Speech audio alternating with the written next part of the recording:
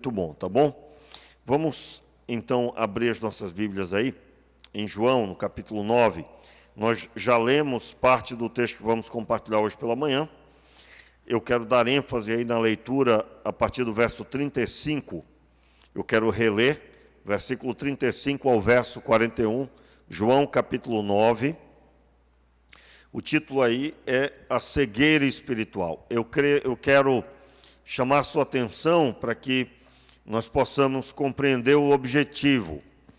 Nós temos um alvo nessa série, que é contemplar, buscar que o Senhor nos mostre o que João viu. O que está escrito na palavra que João viu, baseado no texto de João 1, verso 14, que é a declaração de que nós vimos a sua glória. E o Verbo se fez carne e habitou entre nós. Vimos a sua glória, glória como do unigênito do Pai, cheio de graça e de verdade. E aí, ele segue escrevendo todo o texto que nós temos aqui, o Evangelho todo, né? E quando ele registra essas passagens, esses acontecimentos, a nossa oração é que o Senhor nos mostre, e quando eu falo nos mostrar, irmãos, nós estamos falando daquela, quando o texto bíblico salta da escritura, do papel, e ele entra no profundo da nossa alma. O tema aqui é a cegueira espiritual. Entenda, o texto começa falando de um homem cego e termina falando de cegueira, agora não física, mas espiritualmente. E é a maior quantidade, né? Aliás, os cegos, na visão bíblica, é aquele que não reconhece que precisa ver. É o que declara que já vê, que é são, que não tem absolutamente nenhum problema.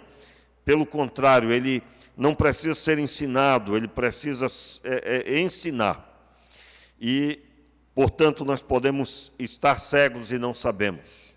Ou, nesse momento agora, você está cego. Quero deixar claro, irmãos, que homens de Deus tiveram momentos de desvaneio. Por exemplo, Davi estava indo muito bem. De repente, ficou cego e pôs os pés pelas mãos. É sobre isso que eu estou falando. Todos os dias nós temos uma lista de decisões para tomar.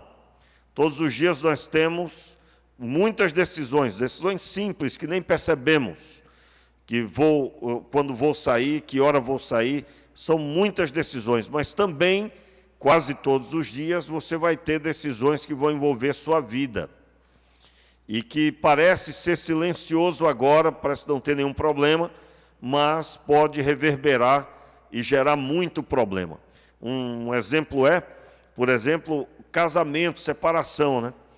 Até hoje, irmãos, eu não vi um casamento que, do nada, o casal se separou. Aquilo já vinha de muito tempo. As pessoas só não conseguiam enxergar as sementes, né, que estavam ali germinando para o mal, sementes de ervas daninhas no casamento. Então, é muito importante você pedir a Deus misericórdia. Não ouça essa mensagem, esse estudo, como sendo uma pessoa que está tudo bem, mas fique sedento para que o Senhor ilumine sua mente e você reconheça algo. Talvez nesse momento você está com seu casamento em risco. E se você não consegue ver, isso é uma cegueira espiritual. Pastor, mas a cegueira não é crer no Senhor, não crer no Senhor, esses não são aqueles que estão cegos? Pois é, se você está no entendimento de que sua vida precisa glorificar a Deus, se você está agindo, pondo em risco sua família, daqui a pouco vai acontecer algo que vai trazer escândalo. E isso é sair do propósito. Apenas o propósito, quando a pessoa já começa a dar lugar ao caos, normalmente isso é silencioso, esse caos aparente, aquilo que no silêncio está acontecendo. A pessoa deixa de cumprir suas obrigações diante de Deus. Quando eu falo obrigações, é a missão, né?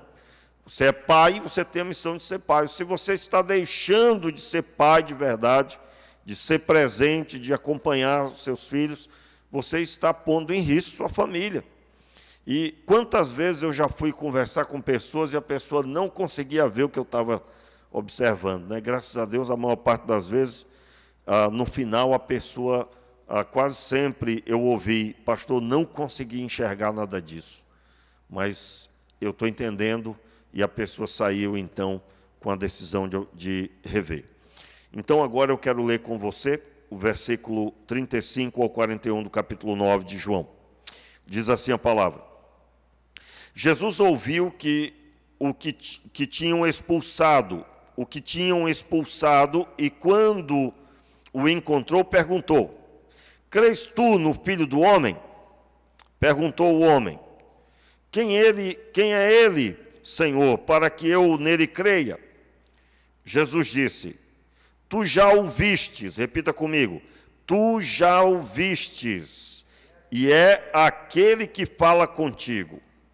Disse o homem: creio, Senhor, e o adorou.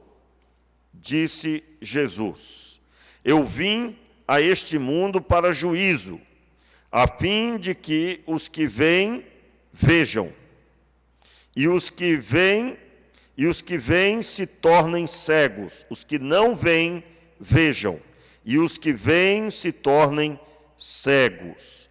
Alguns fariseus que estavam com ele, ouvindo isso, perguntaram: acaso também nós somos cegos?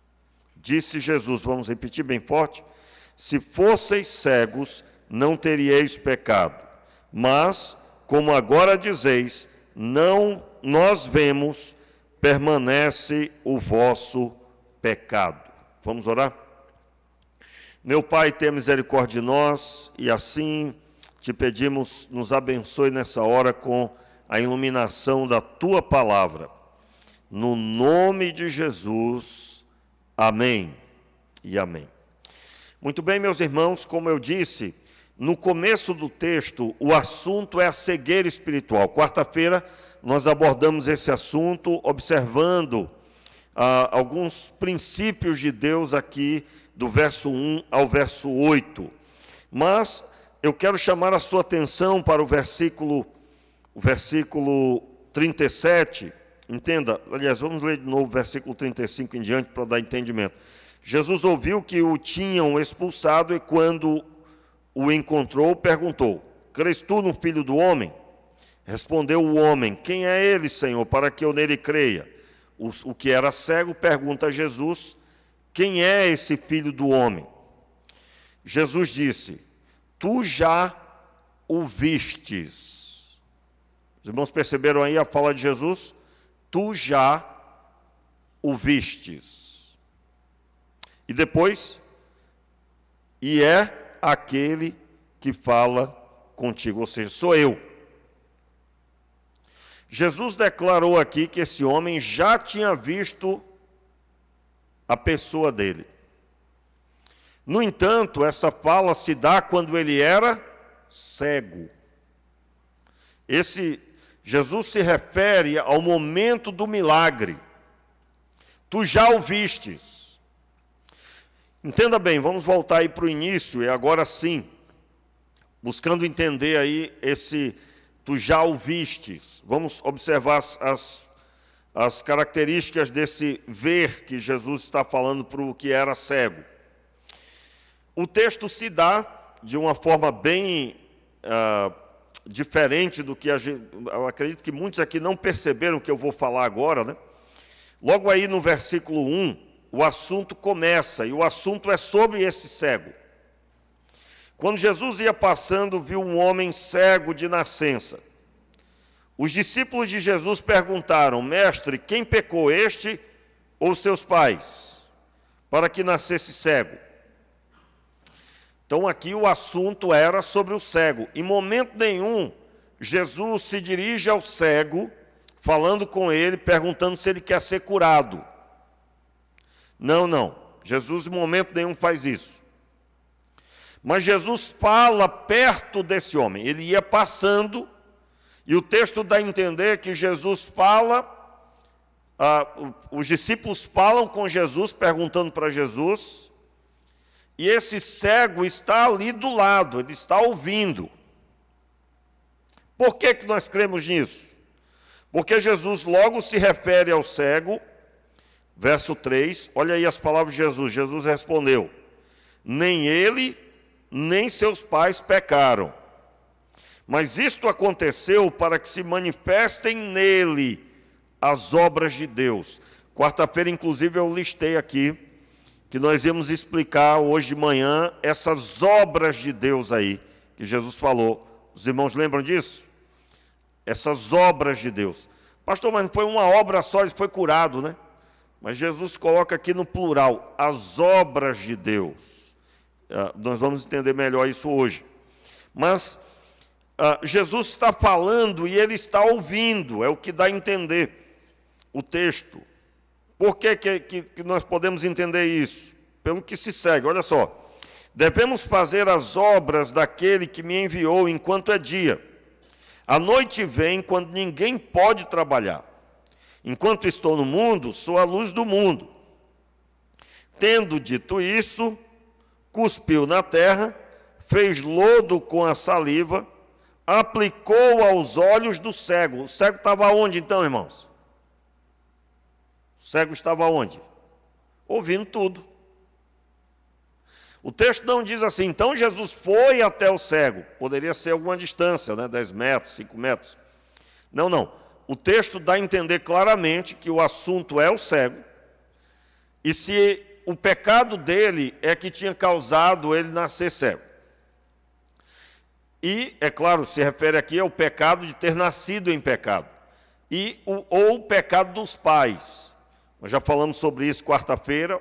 Considero absolutamente importantíssimo isso, porque até hoje você tem crente medindo sobre o que aconteceu para isso ter acontecido, né? Vai ser uma redundância. Aconteceu um acidente, mas por quê, meu Deus? Será que houve algum pecado? E aí eu citei que isso é algo antigo, que foi praticado pelos amigos de Jó, que é listar os pecados para justificar as derrotas aparentes. O que Jó estava passando era uma derrota, irmãos? Não, mas na visão de quem crê assim, é uma derrota. Deus está punindo, desagradou a Deus, Deus mandou um raio. E a gente tem que tomar muito cuidado, porque a gente pode ficar discutindo sobre a medida de pecado. Quarta-feira nós falamos sobre isso. E a visão de Deus é completamente contrária. Eu até citei aqui que foi impactante para a minha vida, porque às vezes nós ficamos assim com as pessoas lá fora. A pessoa se prostitui, de repente acontece uma catástrofe lá relacionada a essa conduta de prostituição, ou a pessoa envolvida com violência, envolvida com uma série de coisas inadequadas, pessoa em trevas. Aí ela faz questão de esbravejar o pecado e faz mal às pessoas e prejudica muita gente. Aí quando se ouve que algo piorou, nós ficamos às vezes assistindo, vendo o efeito do pecado e dizendo, olha, essa cegueira aí não era de se esperar, não é de se admirar que aconteceu, porque afinal de contas essa pessoa tem cometido muitos pecados. E aí, quarta-feira, nós convocamos você aqui, é até bom recapitular, porque houve um problema técnico ali no computador, ele teve que reiniciar, deu muito problema, e 20 e poucos minutos só da mensagem foi gravado. Já corrigimos já. Mas, basicamente, nós ficamos, às vezes, medindo as consequências do pecado das pessoas até hoje, como os discípulos estavam. Senhor, quem pecou? Foi os pais ou foi ele? E Jesus declara o seguinte, o assunto não é se pecou, deixou de pecar. O assunto é que o Filho do Homem veio para lidar com essas pessoas, para abençoar as pessoas. Aí eu me lembro que eu li, vou ler hoje de novo parte do texto, João capítulo 3, que declara que o Filho de Deus, o Filho do Homem, ele não veio condenar os homens, ele veio salvar. O dia da condenação vai vir, é no último dia. Aí nesse dia não tem mais jeito, meu amigo. Aí quem é, quem não é, não é. E o que é que nós vamos fazer? Aí nós fizemos o apelo quarta-feira, o chamado, né? Que você tem que abrir os olhos para quem está ao seu redor, e você não pode ficar medindo o pecado dessas pessoas. Né? Não pode ficar medindo o pecado. Eu já contei aqui a experiência. Eu tinha 8 meses de convertido, eu comecei a pregar para o pessoal da minha rua, literalmente, né? E comecei a pregar para eles ali, e houve 8 conversões na minha rua. E eu comecei a dar estudo bíblico para aquelas 8 pessoas toda semana. Nós nos reuníamos toda semana na casa de um deles. Quem era essa pessoa? Um rapaz, pouco mais velho que eu. Na época eu tinha o quê? 17, 18 anos. 17 anos já. Isso. E ele se drogava desde muito cedo, eu acho que tinha uns 10 anos, 12 anos, se drogava. E ele fazia com que a mãe fosse para a rua pedir dinheiro para ele comprar droga. Irmãos, o caso era tão avançado que ele chegava a tirar parte da cobertura da casa para vender, porque no norte você encontra muito, hoje em dia não, mas naquele tempo, né? Estamos falando aí quase 30 anos. Naquele tempo você encontrava muitas casas cobertas com aquela telha onda baixa, né? Aquela telha, como é que chama aquilo lá, o Elias? Agora deu branco aqui mesmo. Aquela que quebra qualquer coisa. Hein? Aquela brasilite fina, a gente chama de onda alta, aquela outra que até a gente tem aqui na igreja. Aquela aguenta uma pessoa em pé. Aquela que é brasilite fina, aquela bem fraquinha, não é? Qualquer coisa quebra, meu amigo. Aí é igual àquela, mas de alumínio, feita de alumínio. Irmãos, o caso era tão sério que uma vez eu vi ele mandando ela ir pedir dinheiro na rua, a mãe, né? No caso desse alumínio, a pessoa tirava, no caso ele, tirava para vender. E aquele pouco dinheiro para tentar comprar droga. Eu cresci vendo isso. Eu vi ele mandando a mãe para a rua pedir dinheiro, ela já estava mal psicologicamente, inclusive, tinha muitos problemas. E eu vi ele jogar um pedaço de pau nela na rua para que ela fosse. Eu vi. Quem é as pessoas que a gente tem que pregar, irmãos? E aí eu comecei a pregar para ele, me converti, comecei a pregar, ele começou a ouvir, e queria mais, e queria ouvir. E aí, meus amigos, meus irmãos, ele aceitou Jesus como Senhor e Salvador. Mas eu tive conselho de pessoas da igreja que eu não podia fazer aquilo porque ele era perigoso. E aí, meu amigo, na época eu já estava tendo experiência com Deus fortíssima já, né? Eu ouvi aquilo e digo, eu não acredito que eu estou ouvindo isso, né? Não acredito. Meu amigo, o Senhor veio buscar e salvar essas pessoas, é isso aí mesmo, né? Essas pessoas é que o Senhor veio buscar e salvar. Eu tive conselho, não faça isso, não vá na casa dele. É verdade, irmãos, que um dia ele estava possesso lá, porque ele não firmou, depois não firmou, não permaneceu. Foi o que? Mais de 1 ano lutando com ele, mas não ficou, não permaneceu. Mas todas as vezes que falava do Evangelho, ele baixava a cabeça e respeitava. Infelizmente não firmou, mas nós trabalhamos um bom tempo ali, semanalmente, com a palavra de Deus. Qual é a visão que nós temos que evitar? Só assistir e ficar medindo os pecados. Quantos estão entendendo o que eu estou dizendo? Viu aí, ó, jogou pau na mãe, meu amigo. Aí o caminhão passou por cima. É isso que dá. E aí você esquecer que você é o pregador do Evangelho. Você esquecer disso. Se você esquece disso, você vai ficar só assistindo. Quero deixar claro, irmãos, que foi uma situação difícil, como eu disse aqui, uma vez eu fui lá falar com ele, estava possesso, eu acredito plenamente, pegou uma faca, e ali estava só eu e ele, e é nessa hora que a gente tem que crer em Deus, e ficou tudo bem, e eu tirei a faca da mão dele, e assim nós fomos procedendo conforme. Mas não é isso mesmo que Jesus veio buscar e salvar? Não é dessa forma que nós devemos proceder? Então, qual a circunstância que nós estamos evitando e só comentando a respeito? Isso não pode acontecer no nosso meio, irmãos. Não pode. Pastor, mas como é que eu vou... Eu sou uma mulher, como é que eu vou me envolver com essa... Não, meu irmão, pode ficar tranquilo que tem alguém que você vai poder chamar para ajudar o seu marido, alguém de confiança, duas outras pessoas. O Senhor vai dar sabedoria e vai direcionar. Não se esqueça, Deus ama essa pessoa mais do que eu e você. E Ele é o primeiro interessado em salvar a vida dela. Então, não se preocupe, só ore e peça a Deus sabedoria e que o Senhor intervenha.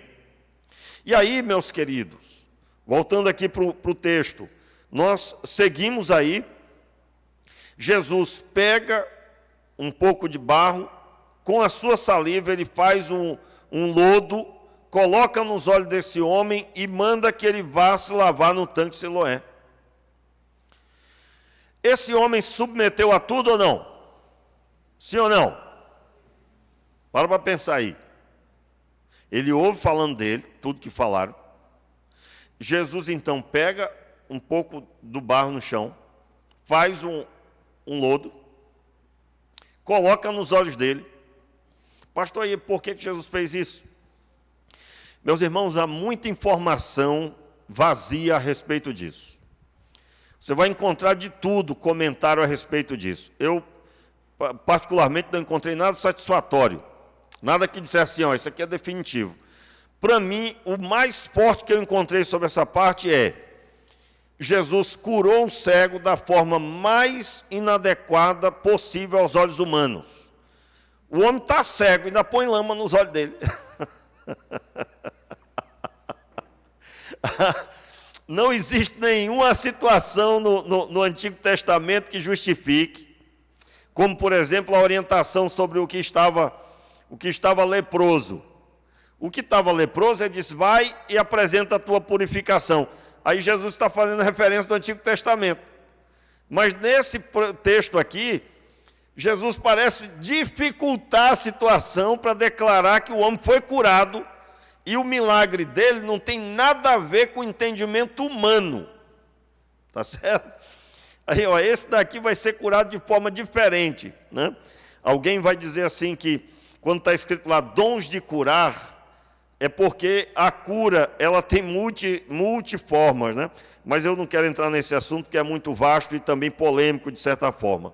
Mas a ênfase nossa é que Jesus declarou esse homem curado. Ele seria curado e ele foi, conforme Jesus orientou. Ele se sujeitou a tudo ou não? Ele se sujeitou. O texto diz, no versículo 7, e disse, vai, lava-te no tanque de Siloé, significa o enviado. Que significa o enviado? O cego foi e levantou-se e voltou vendo. Lavou-se e voltou vendo. Ele já tinha visto Jesus.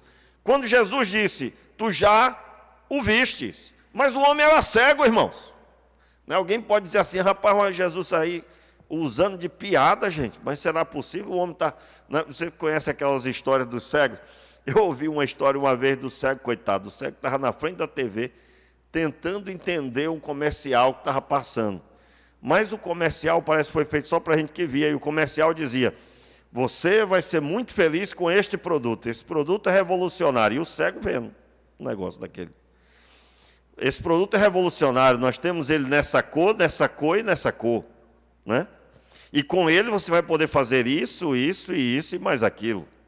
E você vai poder comprar por este valor. O cego já estava nervoso assistindo. Mas como assim? E você pode adquirir agora ligando para este número que está na tela. Que negócio é esse? Que situação horrível, né? Essa piada horrível, irmãos, eu ouvi de um próprio cego, né? Ele contando essa história. E ele falando como a vida é difícil do cego. Aí ninguém achou inadequado, porque ele era cego falando do cego, né? Então Jesus aqui fala algo assim, fora de série. Ele diz, tu já ouviste. Eu não estou tentando dizer que Jesus estava com piada com ele, não.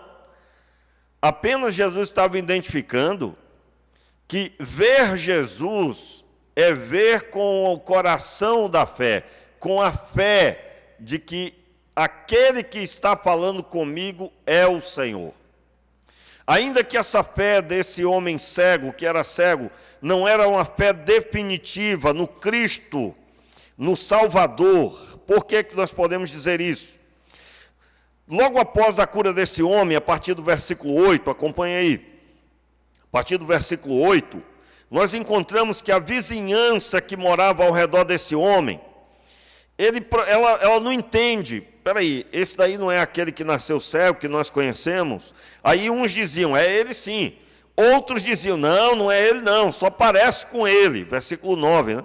Aí o homem diz assim, versículo 9, alguns diziam que era ele, outros diziam, não, parece com ele, mas ele mesmo insistia, sou eu. Eu quero voltar aqui no versículo 3, leia aí o que Jesus declarou sobre ele. Nem ele, nem seus pais pecaram, mas isto aconteceu para que se manifestem nele as obras de Deus. Isto aconteceu para que se manifestem nele as obras de Deus. Aqui eu quero deixar aqui uma observação para você, quando eu vou orar por alguém, que a pessoa diz assim, olha, eu nasci desse jeito, pastor. Aí, irmãos, eu não consigo crer em outra coisa. Digo, eu vou orar por essa pessoa, porque se esse rapaz, essa moça, essa pessoa, tiver na mesma condição que o Senhor permitiu tudo isso até hoje, para que, em outras palavras, o caso desse rapaz, ele nasceu assim, 30 anos, não, mais um pouco, 40 anos, não, mais um pouquinho, 50 anos. Agora eu vou curá-lo e vai chamar a atenção de todo mundo, porque todo mundo sabe que ele era cego e ninguém pode contestar isso. Chamaram até os pais dele, lembra disso? Nós lemos aqui? Não, a vizinhança não dá. Ele não morava na mesma casa. Chama os pais. São testemunhas genuínas. E os pais disseram, é nosso filho sim, e ele nasceu cego sim, mas nós não sabemos como ele veio a se tornar agora uma pessoa que vê. Então, olha só. Quais são as obras que Jesus está falando? A primeira foi o milagre de ter enxergado, versículo 7. E a segunda obra de Deus, irmãos, é ter reconhecido diante de quem não acreditava que ele foi curado sim, e que ele é uma prova desse milagre. Quantos estão compreendendo comigo? Então, olha só, pouca gente está compreendendo, só 2 levantaram a mão, vou explicar tudo de novo, do início. Né? Eu sei que você entendeu, é só para você acordar aí, se você estiver lutando aí, né? Para estar conectado. Irmãos, eu acordei, era 5h15, acordei tarde para hoje, né? Mas eu sei que alguns também têm esse hábito. Então, se você tiver com sono, fique em pé ali, mas não se entregue aí e esteja firme no entendimento. Diz o versículo que nós acabamos de ler, o versículo 9.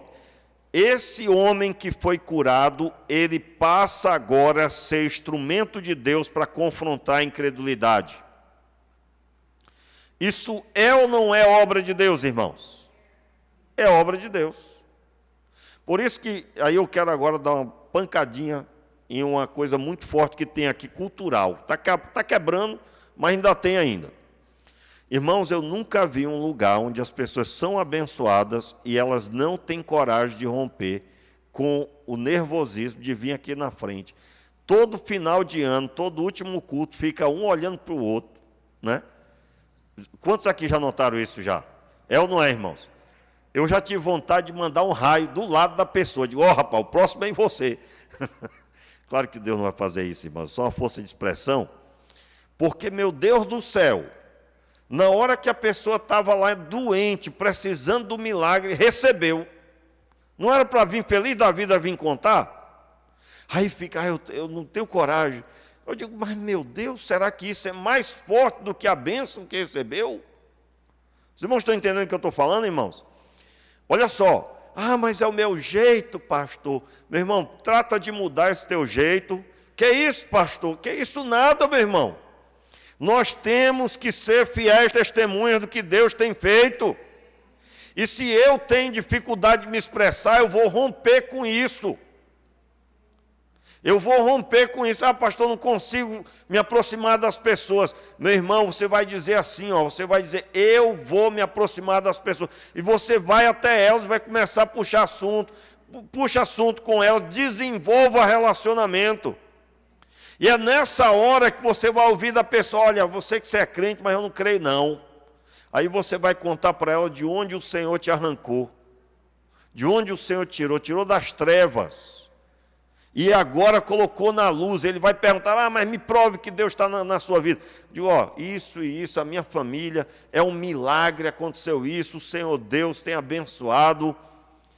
Meus irmãos, nós temos que ter essa ousadia de reconhecer, eu sou o ambiente que o Senhor manifestou milagre. O cego, ele diz, sou eu sou essa pessoa que nasceu cego, versículo 9. E aí, isso foi levado até os fariseus. E aí perguntaram a ele, como é que é essa história mesmo? Ele declara as palavras de Jesus aqui, o versículo 11. Vai, lava-te no tanque de Siloé. Ele repete diante dos incrédulos as palavras que Jesus disse. E é isso que o Senhor Deus tem buscado fazer. Meu irmão, você que foi curado já, tá certo? Você que já recebeu um milagre, você não tem coragem de dar testemunho disso. Eu não estou falando aqui do púlpito, não. Eu estou falando dos seus relacionamentos. No meio das pessoas. Você vê a pessoa incrédula reverberando que Deus não existe, como é que o mundo está aí hoje. E aí você poderia dar o testemunho de que Ele abençoou a sua vida. E você era uma pessoa do mal e agora você tem estado com Ele na graça e na misericórdia de Deus. E aí a pessoa fica só assistindo os incrédulos proferirem palavras e aquela pessoa conhece você. Ela sabe que você era cego desde a infância. E aí eu estou falando de uma linguagem figurada. Ela conhece a sua realidade. E se ela negar, ela não vai poder negar fatos, como por exemplo, você está firme na sua família, no propósito, abençoado. Ou se a sua família por algum motivo sofreu um baque, uma situação, mas você está firme, levando adiante sua vida, e você não se submeteu às destruições possíveis. Porque, é claro, você sabe que num relacionamento os dois têm que crer, os dois precisam se submeter a Deus. Infelizmente, irmãos, às vezes você encontra uma pessoa separada, por quê? Porque um acreditava e o outro brincava com a vida espiritual. E aí isso vai dar problema, dependendo do problema não tem jeito, vai dar problema mesmo de separar. E aí? Mas a pessoa está viva em Deus, para a glória dEle, e o Senhor Deus é que sustenta com estrutura de fé essa pessoa. Nós não pregamos a separação, mas diante da maldade do homem, do pecado do homem, o final terminará sendo isso. Os irmãos estão entendendo? Nós sempre vamos dar conselhos para perdoar, para restaurar. Mas a dureza de coração do homem às vezes o arrasta para a destruição. Então isso também é um testemunho, a pessoa está firme em Deus, independente da adversidade que passou na vida. Então o texto aqui nos mostra quais as obras de Deus que aconteceram na vida desse homem. Esse homem repete as palavras de Jesus. ele assume de forma firme que ele ouviu e ele obedeceu. E então eu fui curado. Eu digo a você que nós precisamos de crentes assim nesse tempo. Pessoas firmes, pessoas que assumem que eles são o ambiente que Deus tem manifestado em primeiro lugar milagre. É na transformação da nossa vida, na condição que estávamos e agora estamos em Deus. Então, já listamos aqui 3 obras de Deus. A primeira, ele foi curado, e agora ele era objeto no meio do povo para a observação do milagre. A segunda, ele assume que ele é o ambiente do milagre. Eu sou eu, versículo 9. E o versículo 11, ele repete a mensagem de Jesus para ele, a ordem de Jesus. Vai e lava-te no tanque de Siloé. Ele colocou o lodo dos meus olhos e então disse, vai e lava-te. Lavei-me, então fui, lavei-me e pude ver. E então continuaram os religiosos, continuaram eles indagando este homem e buscando proferir sobre ele, utilizar dele para desfazer a palavra de Deus na vida de Jesus. O texto diz, no versículo 17, perguntaram, finalmente, tornaram a perguntar ao cego, que dizes tu a respeito de quem te abriu os olhos? O homem respondeu, é profeta. Veja bem, esse homem que era cego, ele ainda não tinha informações suficientes sobre Jesus. Mas ele sabia que Jesus era um homem que fazia milagres. Sim, ele sabia. Provavelmente por isso que ele estava naquele local que ele foi encontrado. Provavelmente porque sabia que Jesus passaria por ali. E o texto diz que ele declara mesmo, é profeta. Qual é o assunto aqui? Deus não ouve a pecadores. Esse homem não é de Deus. Eles tinham acabado de proferir. Não é de Deus. Porque se ele fosse de Deus, ele teria respeitado o sábado. Continuando. O versículo 18. Os judeus não acreditaram que ele tivesse sido cego e agora via, enquanto não chamaram os pais do homem. Aí segue o texto mostrando sobre os pais. Vocês sabem que aqui tem uma reivindicação, né? Tem uma ordem. Quem assumisse que Jesus era o Cristo seria expulso da sinagoga. Lembra aí da sinagoga o que é? A sinagoga, o lugar da pregação, tinha cultos semelhantes ao nosso. Momento de oração, momento de leitura da palavra, momento de oração.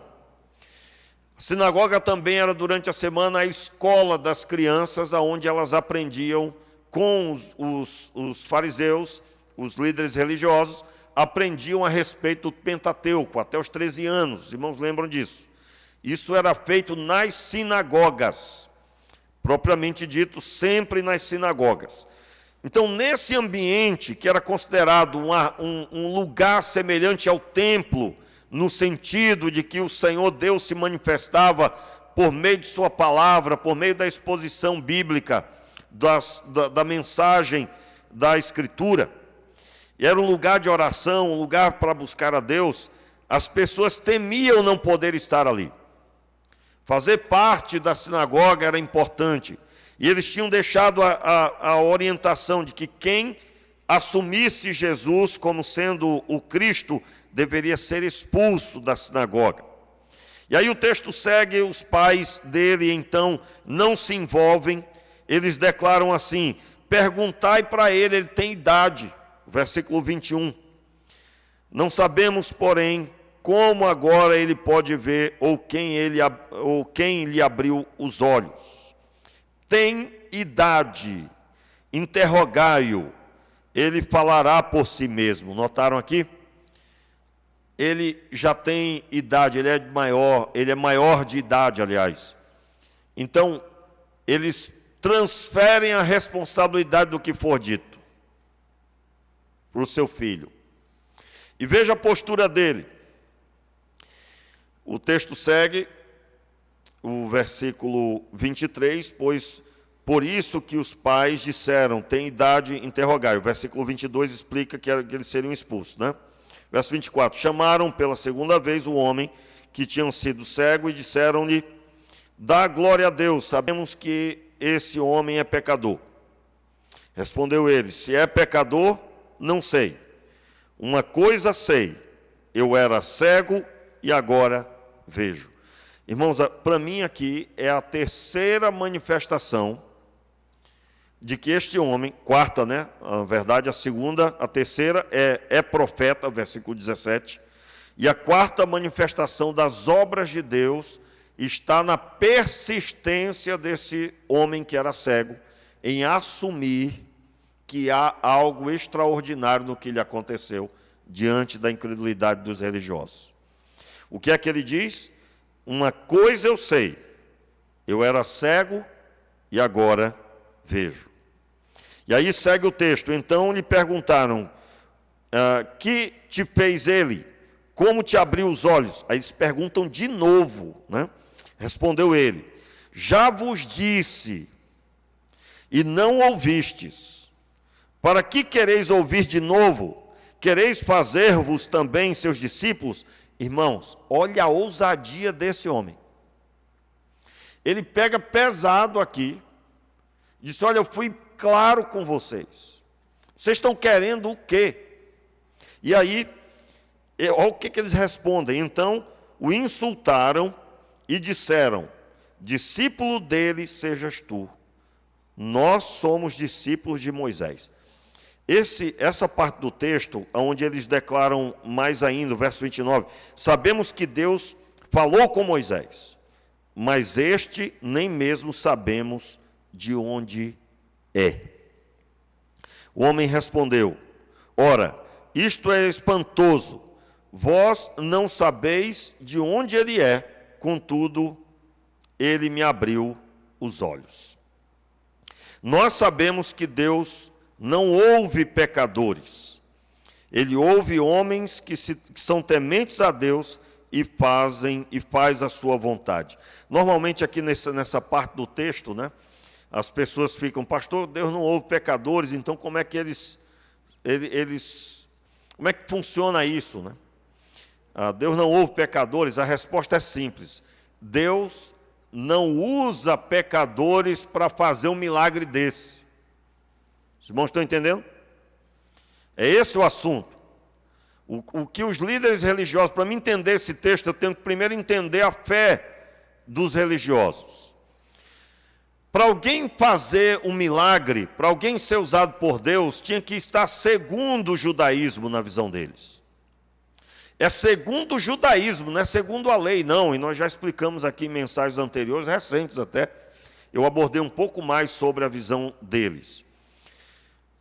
Na visão deles, só sendo judaizante. Uma coisa semelhante pode acontecer hoje. Se você, por exemplo, se considera superior a outras igrejas por ser da sua igreja. Você entende que os batistas são batistas há muito tempo no Brasil, que a denominação batista é uma denominação histórica, que entre todo o período da sua história aí, ela tem muito a ensinar a todas as outras. Os nossos irmãos presbiterianos estão na mesma linha, os metodistas também, não é? Aí você olha os congregacionais, os metodistas, os batistas e os presbiterianos, as denominações históricas chamadas. Aí você olha para os que vieram depois, os pentecostais, os neopentecostais, e aí você fica assim se sentindo, ainda bem que eu nasci batista e que eu faço parte da igreja batista. Aí quando você vê alguma outra manifestação diferente, aí você olha como é bom ser batista, aí você se sente superior. Irmãos, isso tem uma veiazinha farisaica, né? Judaizante. A pergunta é, Jesus é batista? Jesus é presbiteriano? Jesus é da Assembleia de Deus, quadrangular, qualquer que seja? Não, irmãos. Essas denominações são organizações que visam pregar a palavra, mas não conferem graça, não conferem salvação. A salvação se dá em Cristo Jesus. Jesus pregou um relacionamento com Deus, não uma instituição. Nós podemos viver sem instituição? Não é possível, na terra não. Nós precisamos nos organizar como irmãos em Cristo. E todas as épocas têm formato diferente para essa instituição. No nosso tempo tem CNPJ, tem endereço, tem impostos a serem pagos, tem uma série de coisas. Então tem que ter uma organização. Tem que ter um formato que a pessoa possa viver em sociedade dentro dos padrões da sociedade atual e também para cumprir as leis, e isso é muito bom. Mas eu não posso transformar essa instituição em relacionamento com Deus. Eu me relaciono por meio da instituição com Deus. Como assim? Eu sou líder de um ministério da denominação. Eu sou líder aqui na igreja e eu estou fazendo parte de tantas atividades. E aí a pessoa entende que agrada a Deus através disso. Em primeiro lugar, você tem relacionamento com Deus, você vive em santidade, você vive afastado do pecado, e se porventura, se por acaso você pecar, porventura não, né?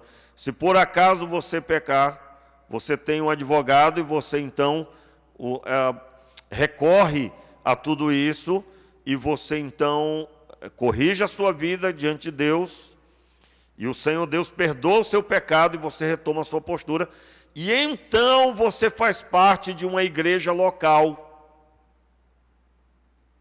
Ok, irmãos? Então você faz parte de uma igreja local. Não haverá placa denominacional no céu, ele vai vir buscar os seus escolhidos. Então, naquele momento, Jesus estava sendo repudiado, porque se entendia que para ser abençoado tinha que fazer parte ali do judaísmo, em todo o seu padrão religioso. E esse rapaz que era cego, o texto não diz a idade, mas ele era já bem crescido, já adulto. Ele então declara, sabemos que Deus não ouve a pecadores. Ele está se referindo que esse homem que foi objeto de cura, que foi o que curou a vida dele, na linguagem dele nesse momento, é uma pessoa consagrada a Deus. É um homem que foi enviado por Deus, certamente. Porque Deus não usa pessoas que estão vivendo em pecado para fazer milagres. Pastor, e quando a pessoa... Aí eu já ouvi de tudo, né? Uma vez uma pessoa perguntou, pastor, tal culto aconteceu, a pessoa estava lá e foi uma bênção, depois soube-se que aquela pessoa que estava à frente estava em pecado. Meu irmão, isso aí é impossível de você fazer uma conta dessa. Só para os irmãos terem uma ideia, nós estamos aqui orando por uma causa. Talvez Deus ouviu a oração de um da multidão sobre aquilo. Os irmãos estão entendendo? Talvez, para aquela situação, Deus ouviu de todos que oraram, Deus ouviu um. Ou Deus ouviu todos. Nós não temos como medir isso. Uma coisa sabemos, devemos orar, e orar de todo o coração. Mas naquele momento e hora, ninguém sabe a realidade. E assim devemos proceder, olhando para Cristo, e sem se preocupar em querer entender todas as coisas à risca, mas sabendo que não há nada de errado com Deus, portanto o Senhor Deus está no controle de tudo. Então esse homem, ele exerce uma fé que é necessária na vida dos crentes até hoje, de assumir que Deus fez. Assumir que Deus fez. E ele assume sob pena de ser posto para fora da sinagoga. O que lhe aconteceu? Versículo 33. Se este não fosse de Deus, nada poderia fazer. disseram eles: tu és nascido todo em pecado. Como ousa nos ensinar? Olha a visão dos líderes religiosos. Como ousa me ensinar? E o expulsaram. Muito forte isso, né? Eles expulsaram o homem, dizendo para ele com isso: você está sendo agora tirado do ambiente de bênção, viu? Vamos arrancar você daqui. Quem é que estava no ambiente de bênção, irmãos? Era o que foi curado, mesmo sendo expulso da sinagoga. Aliás, ele estava cumprindo, vivendo aquilo que Jesus disse: olha, por causa do meu nome, vocês vão ser arrastados, escorraçados, vão ser maltratados. Esse homem já estava provando a respeito disso. Então, quando Jesus disse assim: não é nem o pecado dele ou dos pais, mas isso tudo aconteceu para que se manifestem nele as obras de Deus. Entenda aí, meu irmão. Na sua vida pode estar ou aconteceu a obra de Deus. Quantos querem as obras? Quantos querem as obras? Só levanta a mão quem entendeu, né? Por que a obra? Porque Deus, pela sua misericórdia, cura, abençoa todo mundo. Mas você pode decidir não falar para ninguém. Aí eu já estou dando uma catucadinha, que no último dia aqui do culto, nós vamos ter culto, vai ter momento do testemunho, e eu creio em Deus que eu vou ver uma fila desse lado e uma fila do outro. Por quê? Porque, meu irmão, você vai contar até que orou, uma oração simples lá e foi ouvido. E eu quero agradecer a Deus, irmãos, porque Deus ouviu uma coisa simples e Deus me abençoou. Não importa, Deus fez, essa é a nossa ênfase. Nós temos relacionamento. A ênfase é a bênção que recebeu? Não, a ênfase é o relacionamento. Deus nos ouve, Deus nos recebe. Ele nos tomou por filho. Então, neste homem se manifestou as obras de Deus. Não é só receber o milagre, é assumir o milagre. E eu sou o primeiro ambiente de milagre de Deus. Eu fui abençoado, tenho sido abençoado, Deus tem me recebido. E como eu tenho sido abençoado ano após ano. E aí, irmãos, para finalizar, Jesus vai encontrar esse homem fora da sinagoga. Versículo 35, Jesus ouviu o que tinham expulsado e quando o encontrou perguntou: crês tu no Filho do Homem? O que significa aí Filho do Homem? Filho do Homem. Na teologia, o título é Filho maiúsculo e Homem maiúsculo também. Por quê? Porque na teologia a expressão significa exatamente um homem que tinha origem divina. Quando se falava assim, Filho do Homem, era quando Deus levantasse uma pessoa, que através dessa pessoa, desse homem que tinha origem divina, ele restauraria a humanidade para Deus. A humanidade estava vivendo para si mesmo e, portanto, para as trevas. E nas trevas. Lembra lá do princípio? Estava lá Adão e Eva. Eva ouve da serpente: você pode comer de toda árvore do jardim. Eva retruca: não, de toda árvore não, da árvore da ciência do bem e do mal não pode não, senão morre. Certamente não morrerás, a serpente diz. Deus não quer que você coma, porque no dia que você comer, vossos olhos se abrirão e sereis como Deus, conhecendo o bem e o mal.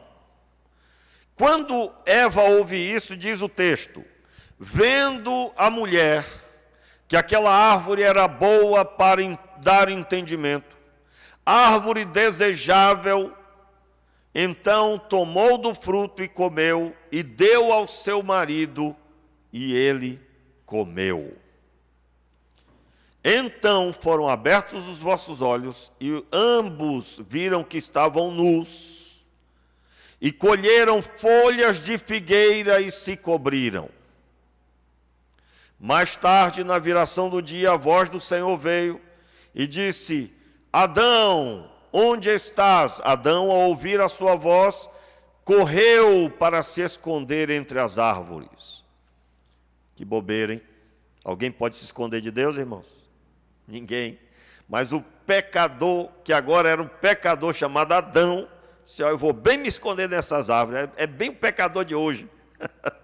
Irmãos, você já notou que o homem no pecado é uma desinteligência fora de série? É uma desinteligência. Pastor, não é desinteligência não, diga logo a palavra aí. Não, essa palavra feiosa não vamos falar não, irmãos. Com todo respeito a quem não tem problema em falar, mas é uma desinteligência muito grande. Vai se esconder entre as árvores. Onde estás, Adão? Senhor, tive medo porque estavas nu, então me escondi. Quem te falou que estavas nu? Comeste da árvore que te ordenei que não comesse? Deus sabia que ele tinha feito isso, mas Deus espera sempre de nós que reconheçamos. Qual foi a resposta de Adão? Senhor, a mulher que tu me deste me deu do fruto e eu comi. Ele reconheceu que errou? Não, ele lançou a responsabilidade sobre o próprio Deus e sobre a mulher. O Senhor olha para a mulher e diz: mulher, o que é isso que fizeste? Esperando receber da mesma forma o reconhecimento. O que ela faz? A serpente me deu do fruto e eu comi. A serpente me enganou e eu comi. Meus amados, o texto declara que eles vivem agora com interesse de ser como Deus, portanto, ser donos da decisão, donos daquilo que será o seu futuro. Eles agora, sob sua ótica, decidiriam o que é certo e o que é errado. Aos seus olhos, o que é mal passa a ser bom se eles decidirem assim. O que é bom passará a ser mal se assim for do seu agrado. Você não vê agora, irmãos, até o Papai Noel, né? Que tem uma figura para tantas crianças há tanto tempo, apesar de que é uma mentira, mas é uma figura para muita gente, uma figura tão bonita, né? Aí colocam a imagem agressiva de uma figura, de um homem fazendo alusão a Papai Noel, dando um beijo em outro homem, né? Figura do Papai Noel, que agora, você imagina uma criancinha que já viu o Papai Noel há 2 anos, o Papai Noel, e tem aquela visão do Papai Noel, e de repente liga a TV e vê aquilo. Aí eu imagino a criança chamando a mamãe: mamãe, o Papai Noel tá, né? Tá beijando um homem aqui. Coitadinha da criança, né? Que situação, irmãos. Que situação. E nós sabemos que isso para eles é algo considerado ótimo. Então, o pecado de Adão está claramente evidenciado e ocultamente, dia após dia, na vida das pessoas mais quietas e caladas. Como assim? A pessoa não fala com ninguém, não se expressa publicamente, mas ela tem a liderança da própria vida e ela decide o que é bom e o que não, a sua própria visão. Quando que nós nos convertemos? Quando nós retornamos para Deus e agora levamos em consideração a sua palavra em primeiro lugar. E quando nós nos convertemos, então passamos a levar em consideração toda a palavra que sai da boca de Deus. Levante aí a palavra que saiu da boca de Deus e que dia após dia flui na sua vida. A cada leitura ela está saindo da boca de Deus para o seu coração. E aí, meus amados, nós estamos diante de um chamado muito importante. É o chamado de termos no nosso coração essa observação: eu estou me sujeitando realmente ao Senhor. Eu creio que Jesus é aquele que veio para restaurar a humanidade para Deus. Quando Jesus disse: crês tu no Filho do Homem, versículo 35. Crês tu no Filho do Homem? Olha o chamado que Jesus fez para o jovem. Jesus fez a seguinte convocação: você crê que você está diante do homem que vai restaurar a humanidade para Deus? O Filho do Homem que se esperava. Quando Jesus profere diante dos fariseus que ele é o Filho do Homem, ele está se autodenominando o homem com origem divina, aquele que tem a missão de restaurar os homens, agora sujeitos ao Senhor, sujeitos a Deus. E ele então profere a resposta desse homem. Perguntou o homem: quem é ele, Senhor, para que eu nele creia? Jesus disse: tu já o vistes, e é aquele que fala contigo. Disse o homem: creio, Senhor, e o adorou. O adorou aqui significa que esse homem se prostrou diante de Jesus. O adorou, todas as vezes que você lê na Bíblia, tanto no Antigo Testamento como no Novo Testamento, e o adorou, entenda aí, não é louvor. Adorou. Eu estou dizendo isso, irmãos, porque, olha só, tire a sua visão do adorar, cantar na igreja. Do mesmo jeito que a gente fala assim: vamos louvar, irmãos. Eu estou chamando você para quê? Para cantar, né? E o grande problema nisso é quando a pessoa vê isso como música. Louvar a Deus significa cantar na igreja. Então pode ser que durante o dia ele não louva, porque louvor para ele se tornou os cânticos do culto. E louvor eu posso proferir andando na rua: Senhor, tu és lindo, muito obrigado, Senhor, que dia maravilhoso. Está chovendo, mas tanta gente não tem a chuva, e o Senhor não me deu chuva, olha que coisa boa. É ou não é, irmãos? Então a pessoa está louvando a Deus. Mas adorar significa total rendição. Então o símbolo é prostrar-se, e é prostrar-se com a cabeça no chão, a testa no chão. Veja bem, o homem cego, ele agora se põe numa posição em que ele se prostra completamente. E ele não pode fazer nada. É bem a declaração dessa prostração, que significa adorou, e o adorou. Irmãos, uma pessoa adora a Deus quando ela se rende completamente. A pessoa que se rende com o rosto em terra, com a testa no chão, ela não poderá fazer nada, ela não pode ir e vir, ela está completamente parada, reconhecendo quem é superior. E que ele aqui está de pé, e é ele que tem toda a liberdade. Adorá-lo, adorou. Eu estou dizendo aqui nessa manhã que provavelmente muitos de nós precisamos adorar a Deus de verdade.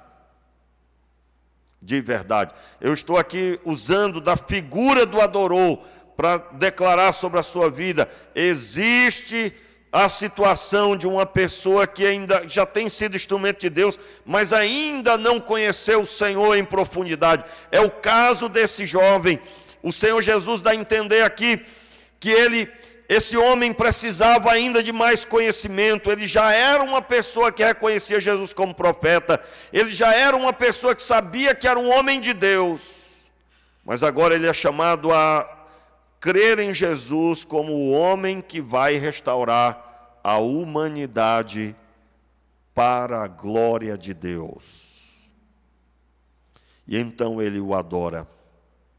Verso 39, disse Jesus: eu vim a este mundo para juízo, a fim de que os que não veem, vejam, e os que veem se tornem cegos. Eu quero fazer menção aqui, porque pode parecer uma aparente contradição, né? Como assim? No último culto eu abordei que Jesus não veio julgar os homens. Os irmãos lembram disso? Citei um pouco aqui hoje já, né? Ele não veio julgar os homens. Como assim? A época agora é de salvação, não de julgamento. O julgamento que Jesus está dizendo é: agora você vai para o inferno e vocês vão para o céu. Isso aí vai ser no último dia. Mas quando Jesus diz aqui, eu vim para juízo, que juízo Jesus está dizendo? E aí eu quero recorrer ao capítulo 3 de João, mais uma vez, sob a ótica do evangelista João, o versículo 17.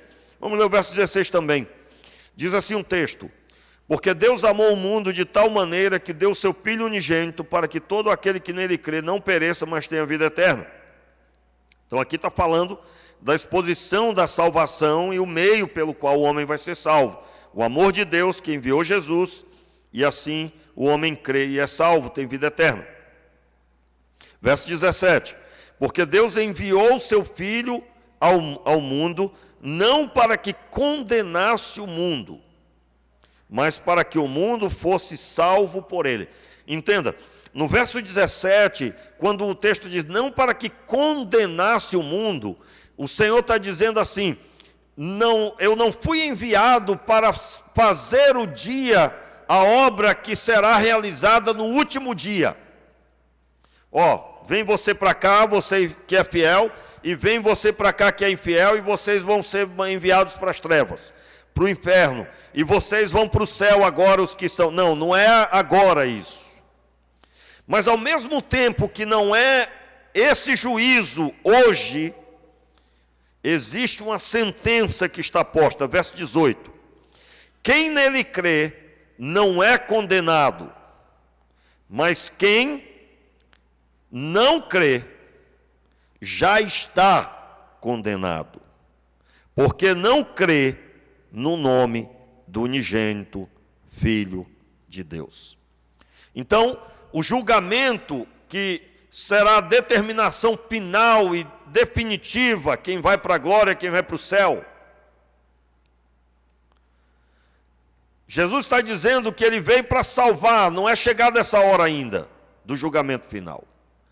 Mas a sentença de como será naquele dia, quem vai para a glória e quem vai para o céu, já está determinada. Quem crê já recebeu o passaporte. Quem não crê está sem o bilhete de entrada. Não entrará na salvação. Está na condenação. E aí segue o texto, verso 19, a condenação é esta: a luz veio ao mundo e os homens amaram mais as trevas do que a luz, porque as obras deles eram más. Todo aquele que pratica o mal odeia a luz e não vem para a luz, para que as suas obras não sejam reprovadas. Só até aí, voltando para o texto de capítulo 9, o versículo 39. Eu vim a este mundo para juízo. E aí que tipo de juízo é? A sentença permanece sobre quem está nas trevas. A ira de Deus permanece sobre os pecadores não perdoados.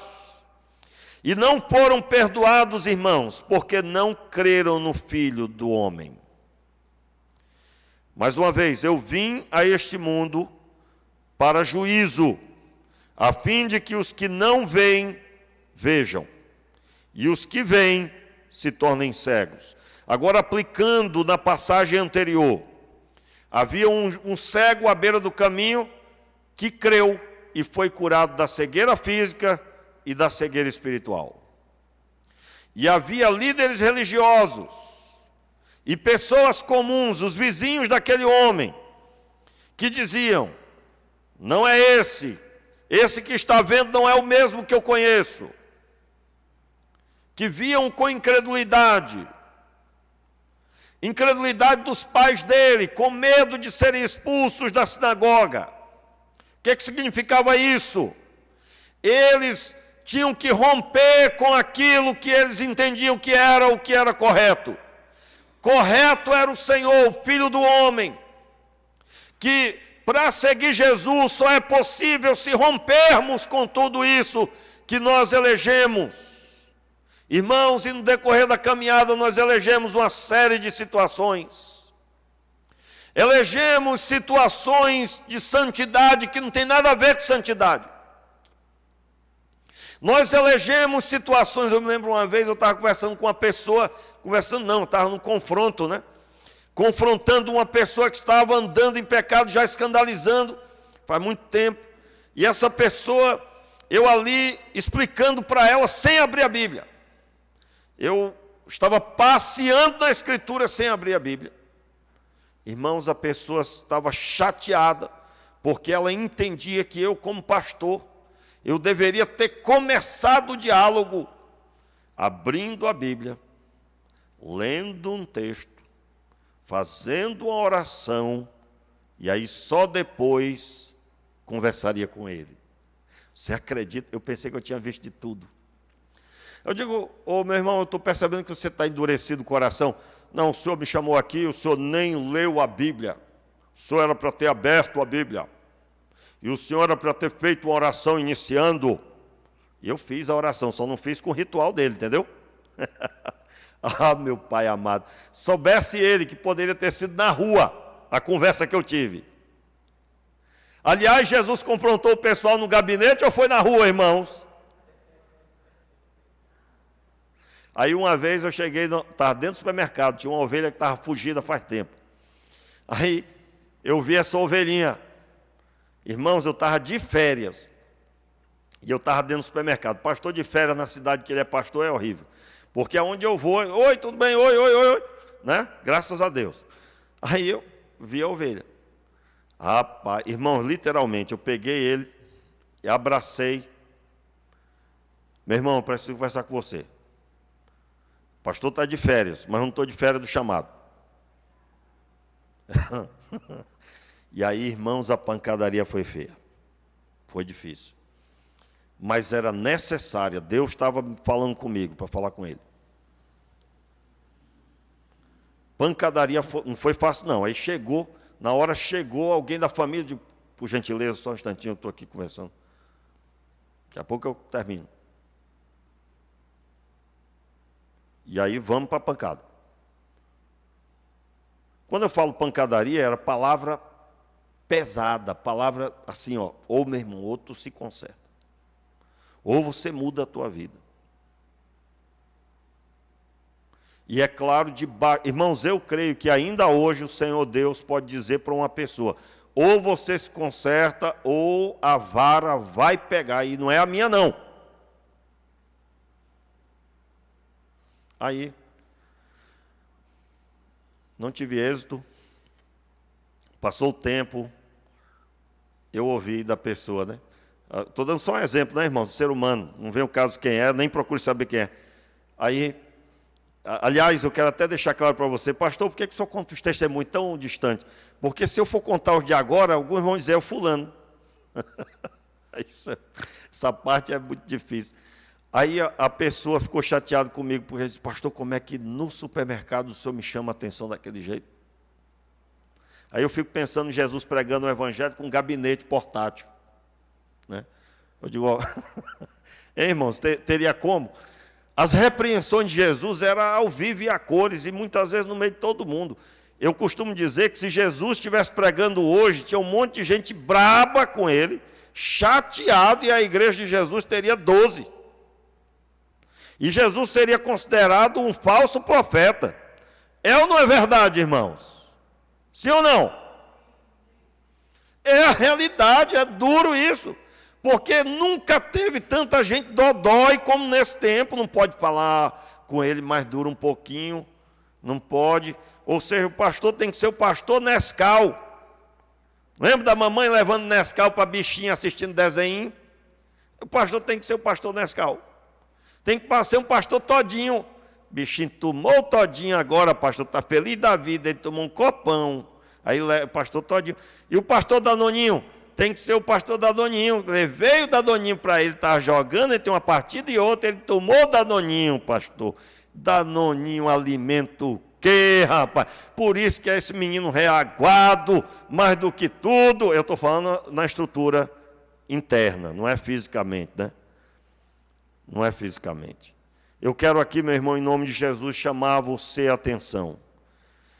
Nós podemos estar cegos, que Deus tenha misericórdia de nós, porque nós vivemos um tempo onde se elege como tem que ser, e a forma de Deus é única.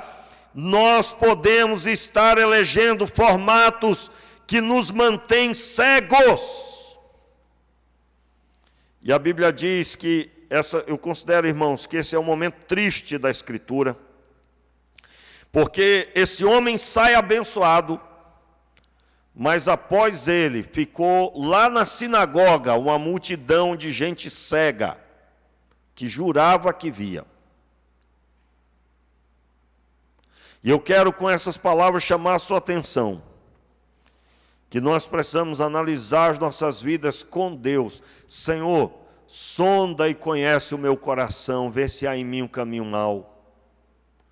E quando Deus te revelar, que você se prostre ao Senhor, que você se derrame diante de Deus, e você seja abençoado. Eu quero dizer que depois essa pessoa que eu repreendi no supermercado, irmãos, depois ficou tudo bem, e ficou para a glória de Deus tudo corrigido, mas eu dei só um exemplo, né? E meu interesse é abençoar você dizendo que nós somos o empecilho número 1 muitas vezes, viu? Nós somos o primeiro empecilho. Eu pensei que era o diabo, pastor. Irmãos, o diabo já está derrotado. O Senhor Deus está conosco. Nosso elo com Deus está feito. Nós temos o Espírito de Deus em nós. Deus já fez tudo.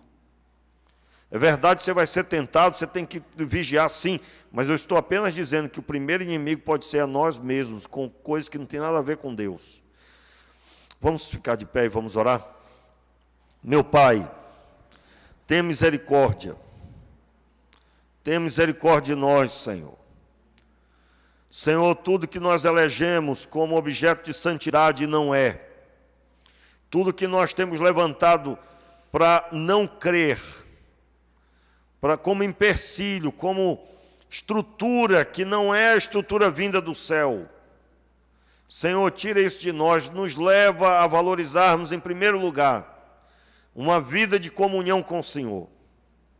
Uma vida onde o Senhor é exaltado, o Senhor é reconhecido. Quero te pedir, Senhor, a tua graça, tua misericórdia, o teu amor, que a tua vontade seja vista, encontrada em cada um de nós, sem exceção. Senhor, conduz as nossas vidas de forma que sejamos sarados completamente. E que nós não venhamos a nos dar por satisfeitos por sermos salvos. Mas sim, Senhor, nosso coração venha fervilhar por assumir a vontade do Senhor perante os incrédulos, diante deles. E reconhecermos o Senhor na sua glória, na sua santidade, no seu senhorio, vivermos com a vida prostrada diante de Ti, reconhecendo a Tua obra. Nós oramos assim, Pai, para a glória do Teu nome, em nome de Jesus. Amém e amém. Glória a Deus. Vamos na paz do Senhor.